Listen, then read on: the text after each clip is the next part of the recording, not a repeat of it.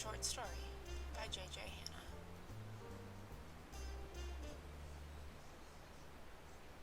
The silence is what gets you out there, Geof said, taking the bandana from his face and dropping his backpack on the dirt floor of the bunker. 8 hours ago, I had watched my next-door neighbor's hulking frame squeeze out the sliding door, leaving the rest of us in the quiet dark. We weren't supposed to go out there alone, but he risked it. He always risked it. No matter how much Mauve told him, don't be an idiot, and what happens to us if you die, huh?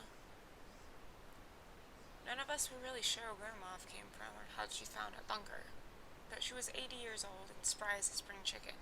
She'd determined she was staying, and that was the end of that discussion.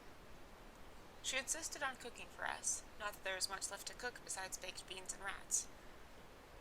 All of the production companies had gone out of business long ago, the farmers went underground, and the crops died soon after, so the disgusting, goopy remnants of canned, refried beans and the occasional captured rat was what we ate.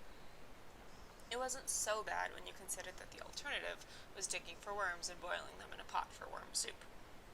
Sometimes I wondered why we still fought to survive. Eating rats and worms. What was the point? But when I looked across the small fire at my sister Annabell, I couldn't bear the thought of seeing her die, especially not from what killed the rest of the world and sent us to ground. That horrible, aching sickness. It was a tricky one. No worse than the flu, they'd said.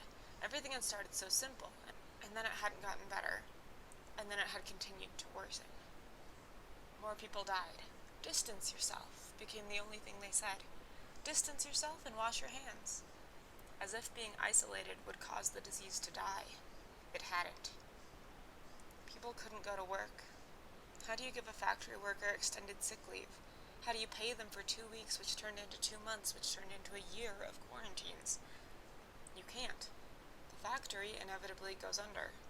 Hundreds of people out of work, no goods to sell and no one to buy, because everyone is running scared, never leaving their house and not using cash. What good are the numbers on a screen when the banks have no tellers? The great equalizer. The disease. The apocalypse. Money won't buy you crap because no one is out making anything to buy.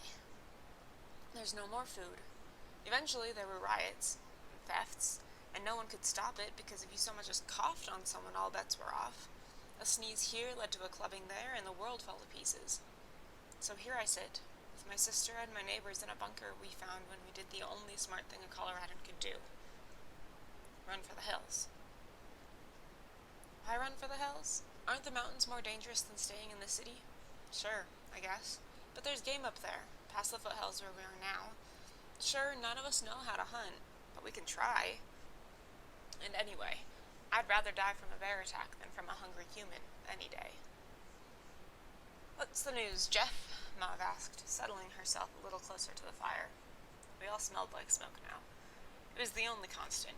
We couldn't let it out of the bunker in case it gave away our position, but we couldn't put the fire out because it was our warmth and our food source, and starting a fire is a lot harder than keeping one going, especially with no more matches or lighters or electricity. So we learned how to breathe and choke in the same action. The store is empty. Someone came and cleared us out. They found it and got lucky. He looked at the can of beans in Annabell's hands. That's the last of it. Well, Mauve said, smacking her brittle hands onto her knobby knees, then it's time to move on. Farther into the mountains, right? Do you really think it's worth it?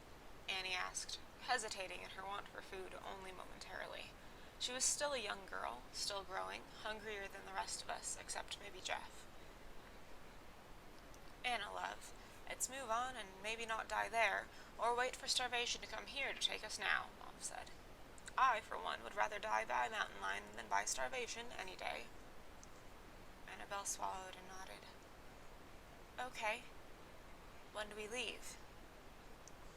Well, the sun just went down and there's no use traveling at night. We don't need that risk. And anyway, we still have shelter here while it lasts, Geof said. You gonna finish those beans? Annie passed them over to him, her fingers trembling. She quickly pulled her hand back to her side, but she was scared. I could see it in her eyes. Later that night, when Geof and Mauve were making a chorus of snores to keep the animals out, I felt a small touch on my shoulder. Jessie? I shifted to see Annabell sitting in front of me, her cheeks damp and her eyes puffy. "Oh, Annie, come here," I said softly and extended my arms to her. She curled closer and settled in under my sleeping bag cover with me. "We're going to be okay," I said. "If we leave, Mommy and Daddy won't know where to come find us." Her small voice almost disappeared into my chest. It took everything in me not to cry then. Of course she'd still want Mom and Dad to come back. What reason would she have to think they're dead? Or worse? I pushed that thought from my mind. Didn't want to think about the 10% of cases where people had survived the disease. I didn't want to think of the alternative. Death was better. In this world, death always seemed better. "Tell you what I'll do, Annie. I'll write Mommy a note, and when we close up here tomorrow, I'll leave the note and tell her where we've gone. Just in case. Does that sound okay?" "Do it now," she insisted. I pulled out a valuable piece of paper from my pocket notebook and grabbed one of the charcoal pieces from the fire. In shaky writing I hadn't written for a while, I wrote "West" and showed it to Annie. "That'll tell them where to look?" "Yeah," I said with a reassuring smile. "Now get some sleep." It didn't take long then for Annie to drift off. I folded the little paper and put it by the rolled-up hoodie I used as a pillow before cuddling Annie closer. I didn't have much in this world, but there wasn't anything I wouldn't do to keep my little sister safe. She didn't deserve the lot she'd been handed, and it was my duty to try to lighten that load. The next morning I rolled up my sleeping bag, ignored the gnawing pain in my stomach, and stuck the note in the back pocket of my fading, stretched-out jeans held up loosely by a fraying belt. I tied my hoodie around my waist and wished for the millionth time I'd thought to grab a backpack when Annie and I had left home. Geof was already waiting outside with Mauve. "Go on, I'll be out soon. I just want to put the fire out," I told Annie. She hesitated, but left my side. I dropped my sleeping bag and took the note out again, glanced at the doorway, and dropped the paper in the embers, watching it spark and burn. No one was coming for us. And anyway, if they did come for us, I did not want them to know where to find us. I wasn't going to let Annie die too. After the note was completely burned to ash, I scattered the embers and took one last smoke-filled breath. Time to move on. Geof held the sheet of metal we used as a door and put it in place behind me. It was as good a thing as any to call a bunker, and no one else was living in it, so we'd moved in. Leaving now felt odd somehow, as if we were betraying the only thing that had been kind to us in this cruel world. Geof had his bandana on his face again. I wasn't really sure why. Sure, you'd expect the world to be dead like all those movies he had predicted it would be. No more plant life, no more vehicles, fuel at an all-time low, sand everywhere, the sun making it dangerous to walk outside so you had to cover up. But this was Colorado. The sun made it dangerous to be outside since forever. There's no birdsong, but there's still a breeze in the trees. The higher elevation has always put us at a higher risk for life-threatening diseases like melanoma. Somehow, in the face of this new disease, even cancer didn't seem so bad. After all, when someone dies with cancer, they tend to stay dead. Annie grabbed my hand and tugged on my arm. "You left the note?" "Yeah, Annie, I left it." She smiled up at me, and her big brown eyes poured guilt into my soul. "Good. We can go then." Geof shot me a questioning glance past his bandana, and I shook my head just slightly. If needed, I could explain later, but it wasn't worth it right now. Right now, we all needed to move on, at whatever pace Mauve would allow us to take. We didn't see any other humans all morning. By the time the sun was high in the sky, we were already miles and miles from where we'd started. I did the math in my head. At a normal walking pace, my mom and I used to go 2 miles in about 20 minutes on the trail near our house. Now, assuming we'd been walking for hours, a safe assumption given the sun's trajectory, I could probably walk about 6 miles per hour comfortably. The thing was, we weren't going at my normal walking pace. In fact, it was much more of a take 3 steps, wait for Mauve sort of pace.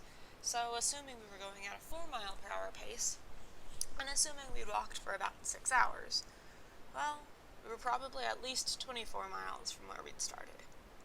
Every time we saw a building in the distance, I felt my sister tense. I felt it too, the fear of what lies behind closed doors. Maybe nothing, but maybe something. Maybe the worst kind of something. But the thing thing about a building is that there's always the small chance of food where there may be people. So Geof, taking his duty like a man, left his pack with me, balled his considerable fists, and went on ahead to check it out. No one's home. The call came too loud in the still air. We moved closer. Someone definitely lives here, though, he continued. Jess, come help me with these cans. I left Annie with Mauve and headed in, the only other person in our group who could move quickly if it came to it. I could see what Geof meant the second I stepped inside. The stench of human feces was strong, stronger than I wanted it to be, stronger than it had any right to be. I dropped Geof's bag on the ground and unzipped it. He tossed me a cloth. It may have been a shirt, but I really couldn't tell. He'd tied some parts of it together so that it had a strap and a pouch. He'd made me a bag.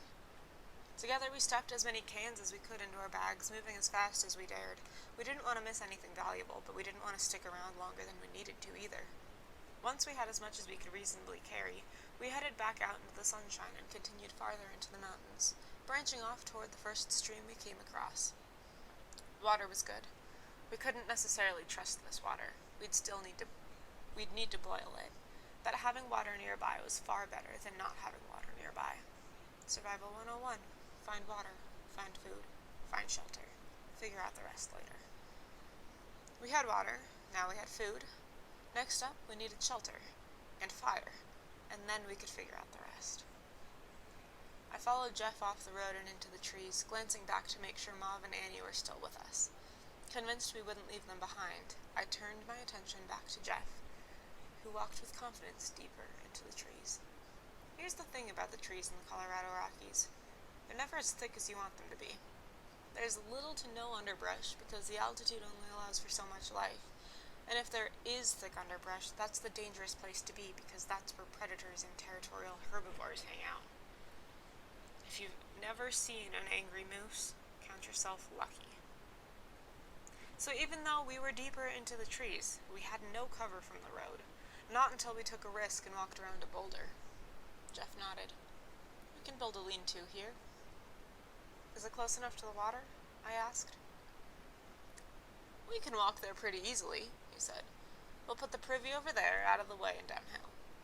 I nodded and put my makeshift bag of cans down in favor of finding suitable small branches and logs to lean up against the boulder or use for a fire. Thankfully, there were quite a few. Mauve got herself settled while Annie started collecting rocks for a fire pit, and once the pit was dug out with a shoe and circled in rocks, the two of them got to work while the sun was still up trying to use Geoff's glasses, a couple slips of my paper, some fallen pine needles, and the wood to build a fire.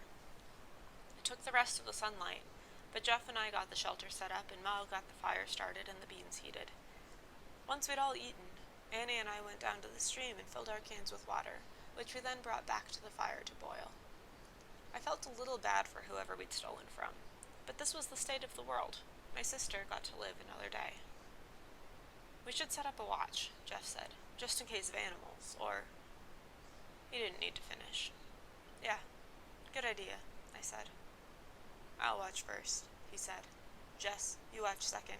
Mauve, you third. We all nodded. Annie didn't ask why she didn't get a watch. None of us wanted to explain why she was too young and still needed the sleep more than we did.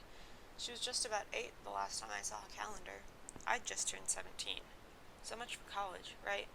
None of that seemed to matter when the world was ending from disease. We unrolled our sleeping bags and settled into our lean-to, hoping there wouldn't be bad enough weather to need it. Apparently, we didn't hope hard enough. That night, it rained so much I was certain I would never be dry again. The lean-to helped. A little, but not much.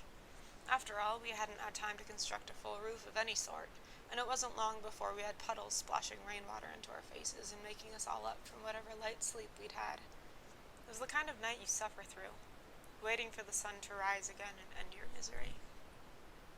When the morning light finally chased the storm clouds away, we struggled to light another fire. Everything was wet, and wet wood doesn't want to burn. Fighting nature like that, well, suffice it to say, you'd have to be desperate or stupid. I guess we were both, because we kept trying until eventually we found dry enough wood to get anything polite.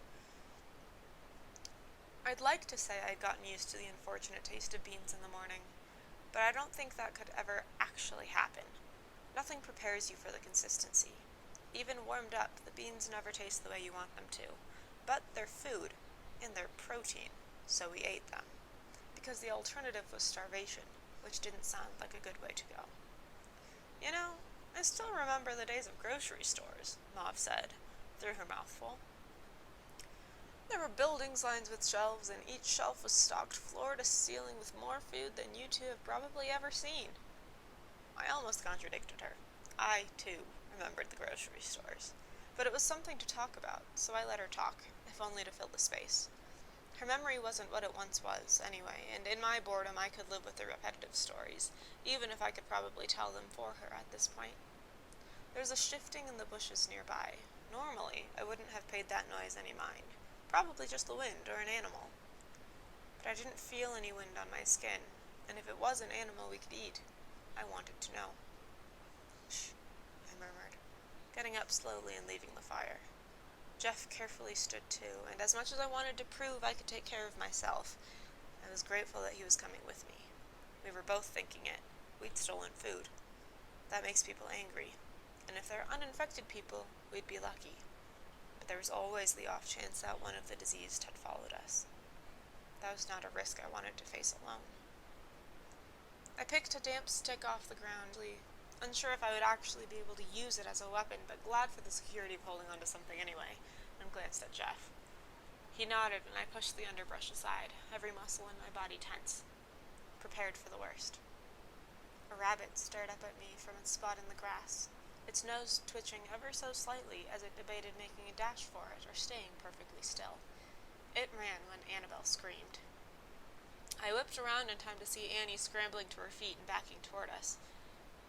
"Mommy?" she asked, wet terror in her voice as she watched the woman who'd raised us ambling out of the woods. No. I'd been trying to ignore the very real possibility that she wasn't dead. But it's hard to ignore the facts when they're stumbling toward your sister with a hungry look in their sunken eyes. "Annie, get back," Mauve said, struggling to her feet and picking a stick from the fire in her shaky hands. "Get out of here, all of you." Annie managed to get to her feet and made it to my side. I shot a look at Geof, and he shook his head. "We have to go," he said. "But Mauve, I've lived my life. I'm not made for living out here in these woods, and I'll only slow you down. Get out of here." She swung her flaming log at the remnant of my mom. Her same dark hair, patchy and falling out of her malnourished skin, her same blue eyes, if glassy and mostly unseeing. I managed to grab Annie's hand as Geof put one of his massive palms on my shoulder. "We have to go," he insisted. "Come on." "Get," Mauve shouted. But she wasn't talking to us anymore. She was aiming her log at the crazed woman in front of her. I swallowed hard and stepped back toward the rabbit's hiding place, unable to tear my eyes from the scene. Hungry and determined, I watched as my mom leapt on Mauve despite the fiery stick in her hand. "No." I pulled Annie closer and turned her face into my body. She didn't need to see this. I didn't want to see it, but I couldn't look away as my mom, more creature than human, sunk her teeth into Mauve's neck. "We have to go. Now," Geof insisted, pulling me, and by connection Annie, along through the woods. Hot tears streamed down my face, and I wasn't sure who I was crying for, or if I was instead crying because we didn't have time to pack up the food we'd stolen, and if that was the case, how heartless had I become? That thought only made me cry more. I was vaguely aware of the twigs grabbing at my arms and clothes, vaguely aware of Annie stumbling behind me, and increasingly grateful for the security of Geof's hand in mine. I needed an older brother right now. I didn't want to be the one responsible for everything. For Annie. At some point we splashed through the now much higher creek. It wasn't until we'd slipped up the muddy bank on the other side that Geof let us stop to breathe. He was as breathless as we were. Annie somehow found the breath to sob into my shoulder. "Be strong. For her. Don't think about it. She needs you to be strong right now. Be strong." "We need the food. I'm going back to get it. You two stay put unless you can't. Understand?" I nodded numbly and watched him splash across the creek again, praying to whatever god was still on this forsaken earth that he'd come back healthy and uninfected. It felt like hours before I saw his face again, blood-spattered and bruised. But he carried his backpack in the slouch bag he'd haphazardly made for me. He'd done what he had to do, and because of that, because of Mauve, we'd live another day.